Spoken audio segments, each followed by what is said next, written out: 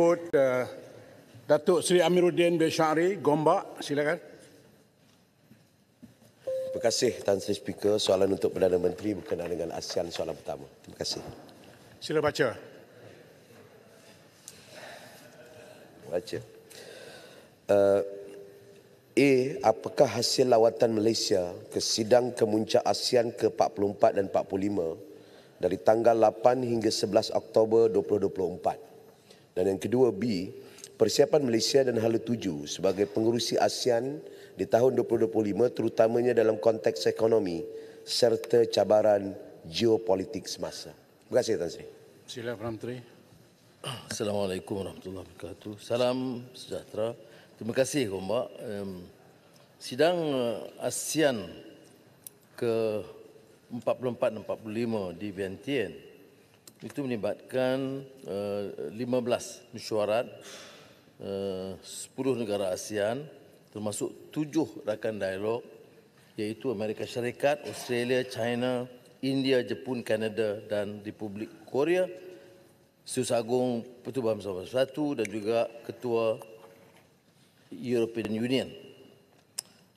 Tentunya pendirian kita tentang Laut Asia, China Sea, South China Sea, dan kita tegas untuk pertahankan kebebasan kawasan itu mengikut UNCLOS 1982. Kemudian kita juga bentangkan soal Palestin, Lubnan, mengutuk keganasan dan serangan Israel yang berterusan, soal Rusia, Ukraine dan juga soal kedamaian menentang aktiviti nuklear di Korea Utara. Kita tekankan 5-point consensus berhubungan dengan Myanmar dan ini kali pertama wakil bukan politik, maknanya pegawai Myanmar yang hadir di sidang tersebut. Untuk Hala Tuju berikutnya, tekanan kita terutama bila pengurusian ASEAN kerana ini melibatkan hampir 700 juta penduduk dan lebih 2 triliun dolar Amerika kekuatan ekonomi yang di rantau tersebut. Malah keseluruhannya kalau ikut potensi pada tahun 2023 pencapaian ASEAN adalah 3.8 triliun dolar Amerika dan nilai perdagangan 3.5 triliun dolar Amerika. Jadi kalau kita boleh jalin kerjasama seperti yang ditekankan oleh Gombak, maknanya keupayaan kita tentu lebih meningkat kerana tekanan Malaysia ialah transformasi digital dan termasuk perjanjian rangka kerja ekonomi digital ASEAN, itu ketutupan kita. Keduanya soal perjanjian perdagangan bebas ASEAN dan rakan dialog termasuk EU. Dan ketiga ialah rangkaian tenaga GRID yang disebut ASEAN GRID. Dan ini akan memberikan lonjakan kepada kekuatan ekonomi. Dan saya percaya dengan penyertaan Timor Leste yang sedang kita usahakan, ASEAN menjadi 11 dan kekuatan ekonomi tentunya jauh lebih meningkat. Jadi kalau menurut unjuran kita untuk 2025, mesyuarat peringkat menteri-menteri dan kemuncak itu ada kelainannya.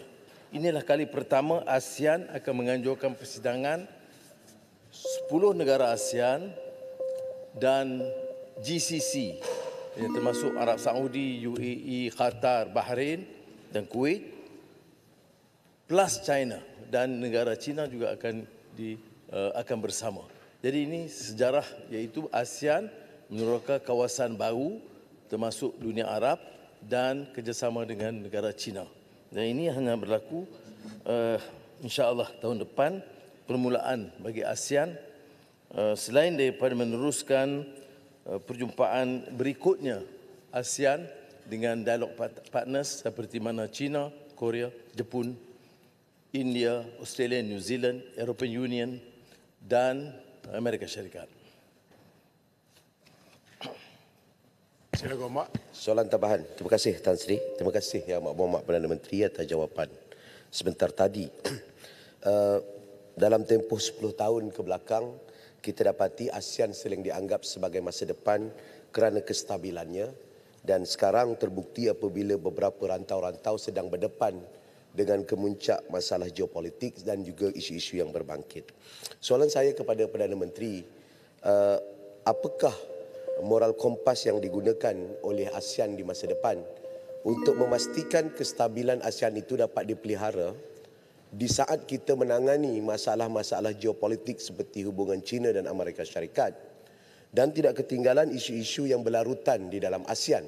Sebagai contoh, kes yang melibatkan Rohingya yang turut memberi kesan kepada negara-negara jiran dan termasuk Malaysia. Yang pertama.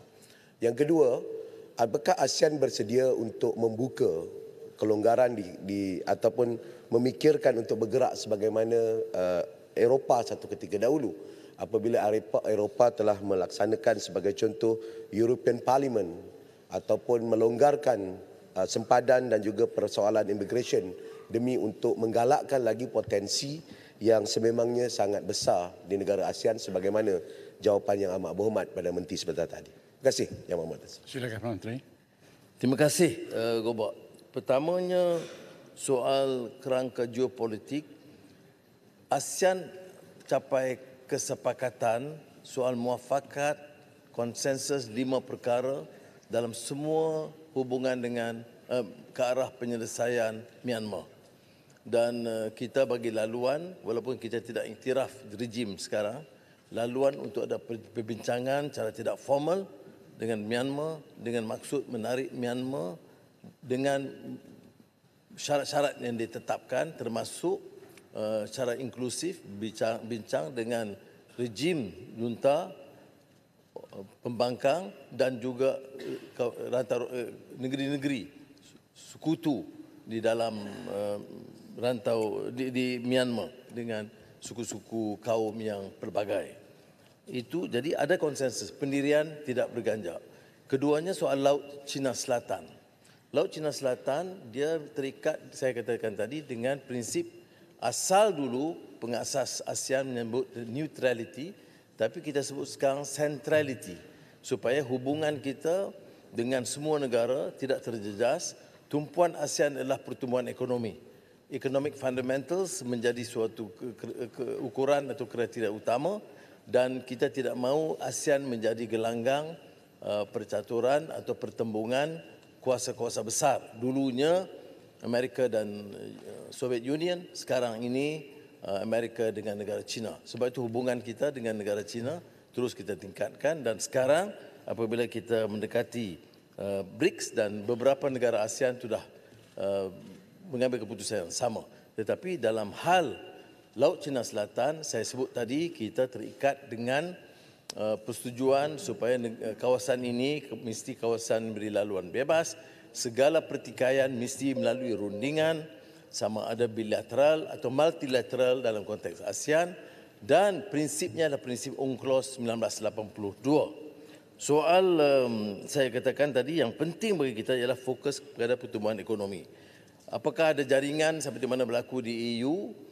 Saya tidak fikir ia akan berlaku segera, tetapi peningkatan dari segi grid tenaga itu sudah dipersetujui. Maknanya dua perkara asas yang akan menyebabkan hubungan kaitan di antara jaringan di antara negara-negara ASEAN itu lebih kukuh ialah melalui digital link dan juga dari segi apa yang disebut sebagai grid tenaga daripada Kemboja, Laos melalui Malaysia ke negeri lain. Yang lain itu seperti yang saya sebut, teras itu adalah perdagangan dan pelaburan, enhancing trade and investment, inklusif dan mampan, dan promoting integration and connectivity of economies. Sebab itu saya katakan semua perbincangan kita tertumpu kepada mengangkat kekuatan ekonomi ASEAN secara bebas untuk menjalin hubungan ekonomi dan perdagangan dengan semua negeri dan rantau.